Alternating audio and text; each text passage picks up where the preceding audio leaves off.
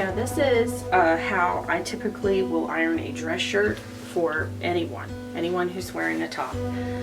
If you have a collar, what I always do is I do the back of the collar first. So you have the flap part that you would want to iron, but this band that also goes around at the base of the collar, right here where your buttons are, you're going to want to iron that as well. Now I do it, this is the first step that I do in ironing a shirt, and you'll see that I do the other side when I finish the rest of the shirt.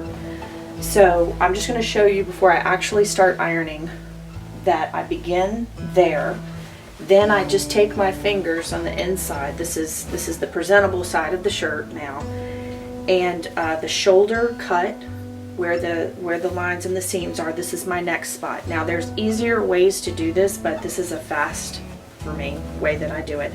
I try to spread it out flat enough to where I can see that cut of fabric, and I use my iron to iron out that shoulder cut.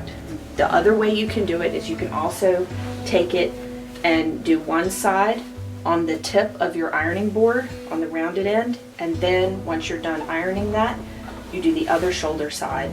This will also iron that area if it's a little tougher for you to spread that out, and also depending on the size of the shirt. The next place I start, the next thing I do is the sleeves. So front and back of the sleeves. I have just, for whatever my habit is, I always do it with the buttons up, but some people would say you should do the reverse side, so you do whatever's comfortable for you. I usually do the buttons up side first because there's more creases and pleats on the end of the sleeve, and so I want to get those creased in before I flip it over. Typically there's not much else on the other side, so I will do both sleeves. Then I typically start on the side of the shirt that has the buttons, or would be the the right panel of the shirt, and I tuck in or put on just the very top quarter of the shirt on the edge of my ironing board. Take my iron and I'll iron that panel, that area first, that first top of it. Then I will slide it around so that it's more straight, and I will go and finish the bottom. Then I just kind of flip my sleeve over that's already ironed, and I start on the back panel. And I just start from the side seam and work my way over as wide as my board is. So if you have a larger board, you know, sometimes larger ironing boards are a little bit problematic when it comes to this, because you're dealing with, you know, spreading out maybe a small garment over a really large board. Then I just continue around the shirt. So I finish the rest of the back panel, flip my other sleeve over, start at the top quarter of the shirt, doing this corner of it first, ironing it, then laying it this way and finishing down to the tail of the shirt. Then to finish it off, I'll take my collar, which would be with the tag facing me up now.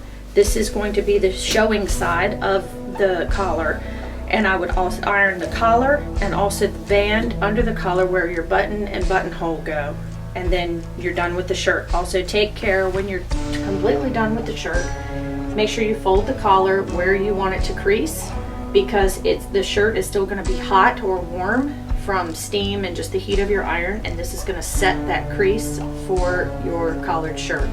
If there is no collar, you don't have to worry about it. And usually I hold it by, you know, where the tag is, like this, until I get a hanger on it, you know, and then typically, as you'll see in the video, I hold the hanger in my teeth so I can button it, and that limits the amount of times that I touch the garment after I've ironed it. So I just try to keep it that way. And a little tip that I will show later is that when my kids were really little and I needed to iron anything, if you buy yourself a travel iron for your kids, it is a great tool for ironing really small garments, because sometimes a regular size iron is just going to be too big, and it's going to make it very hard to get into the tight spaces of, you know, those really little baby garments or whatnot. So that's my tip for if you're dealing with small people clothes.